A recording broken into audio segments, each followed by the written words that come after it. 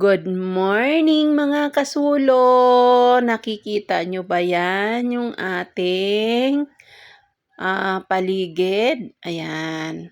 Habang tayo ay nagdadrive, si Ma'am Katuro, may pinuntahan kami kahapon kasi sila po ay walang pasok. So, ayan, may pinuntahan kami importante. Dumaan muna tayo sa gasolinahan. Tayo ay napagasolina ng ating motor. Ayan, nung kami dumaan naman dyan sa Palacio Verde ay may palaro. May football. Ba yun? Ayan. Ang ganda-ganda ng ating mga dinaanan. Tapos mga kasulo. Ayan, nakikita nyo ba yung mga mayayaman ang mga nakatira? Hanggang tingin-tingin na lang tayo mga kasulo sa mga gandang bahay. Someday, sana magkaroon din tayo ng ganyan. Tapos bigla kami pumunta dyan sa Chinese restaurant. At tayo ay tinawagan ni Sir Sol at tayo ay in-invite niya. Kami ay kumain dyan sa Chinese restaurant.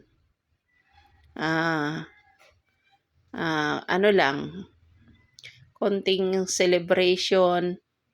May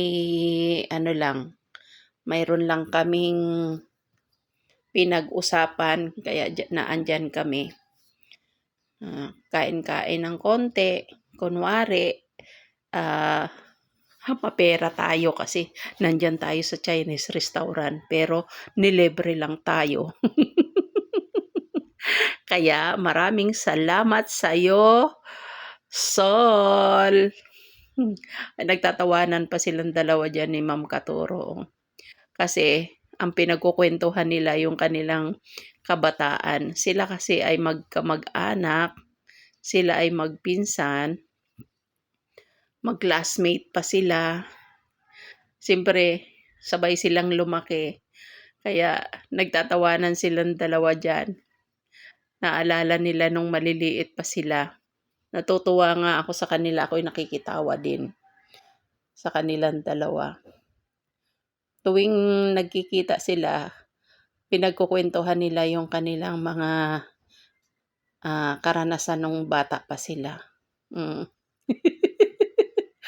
Di ba? Di ba naman mga kasulo, talaga namang nakakatuwa, di ba? Pag kayo ay nakaano ka ng mga classmate mo nung maliit ka pa, tapos ngayon na malaki na kayo, matagal kayong nagkita. Napapagkwentuhan nyo yung mga nakaraan. Ang saya kaya. Masarap lang magkwentuhan pag ganyan. Masarap naman kasing balik-balikan yung mga kabataan natin. Masaya lang. Maraming salamat. Kami ay kumain. Masarap naman yung aming mga kinain. Simple lang. Pero ang sarap. Pero mga kasulo, ang mahal ha. Kahit ganyan lang yung kinain namin, ang mahal. Kaya maraming salamat sa iyo, Sol. Sa libre mo sa amin. Sarap-sarap ng aming kain kagahapon. Nabusog kaya kami. Yan ay mayroon lang kaming mga pinag-usapan kasi kaya kami ay nagkita.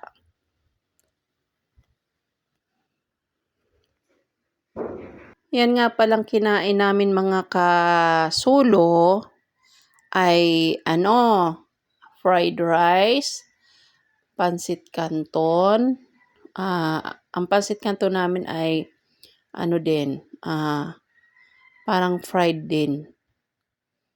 Tapos yung yung beef, beef asparagus. Yun ang aming mga kinain. At saka mayroon kami diyang inumin. Yan ay melon shake. Yun ang aming kinain. Ang sakit ng tiyan ko, busog na busog talaga kami. Ano ha, kita niyo lang maliit lang yung pinggan pero ang laki niyan. Ang laki ng pinggan na yan tsaka punong-puno. Ang dami niya talaga. Kami ay nagkukuwentuhan diyan, nagtatawanan nga kami diyan. Hindi ko na lang sa inyo pinarinig, binoice over ko na lang dito kasi mayroon din kami mga pinagkukuwentuhan ha. Siyempre, yung mga ating mga nung araw, secret na lang namin yon. Secret. May pa-secret-secret pa si kasolo nyo, ano? Yan ay lagi naman namin yan kasama si Sol kahit saan, minsan doon sa kanyang farm sa Quezon, sumama din kami ng minsan doon. Kaya medyo at home na rin kami sa isa't isa. Siya ay lagi naming nakakasama. Salamat sa iyo, Sol, sa palibre mo kahapon at saka yung mga gulay na binibigay mo sa amin. Thank you.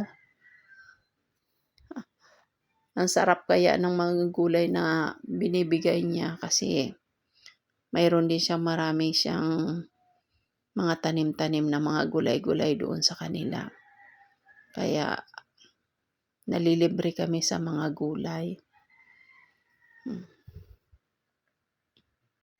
Alam nyo mga kasolo, mga kananay, diyan sa kinainan namin, ang luwag ng kanilang saraw. Hindi crowded.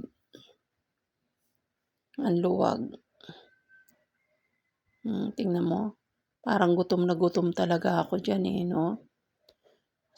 Kasi yung na yan, hindi talaga pa kami dyan kumain nung kami ay nagkita-kita. Hindi pa kami kumain. So, nung kumain kami mga na yan, mga 3:30 o 4, kumain kami. Tanghalian namin yon. Kaya, ayan, medyo napaparami ang kain ng kasolo nyo. Napapakain tayo kasi hindi pa talaga tayo kumain ng tanghalian dyan. Ayun, si Ma'am Katuro. Ang laki ng mga subo. Ayan. Ang laki ng subo. Ang laki ng subo ko dyan. Alam niyo mga kasulo kasi galing din kami niyan sa sa City Hall. Meron din kaming nilakad doon sa City Hall. Kaya pagkatapos namin doon naglakad na mayroon lang kami importanteng mga nilakad doon.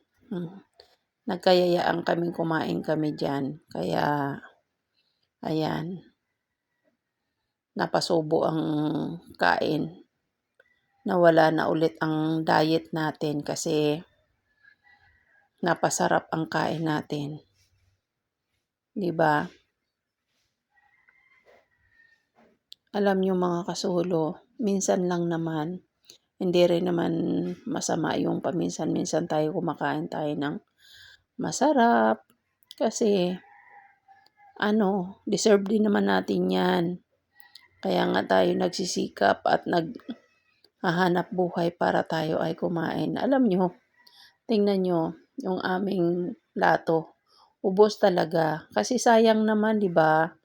Ang mahal-mahal ng bayad mo. Kahit pa ganun-ganun lang, simple yun na mahal ng binayad namin. Inubos talaga namin yung pagkain. Kaya kaming tatlo, busog na busog kami. Yan, pauwi na kami niyan.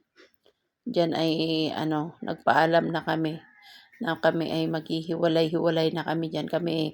Pauwi na rin yan si Sol, pauwi na. Sabi ko sa kanya, maraming salamat. Ingat Sol, maraming salamat. Thank you for watching.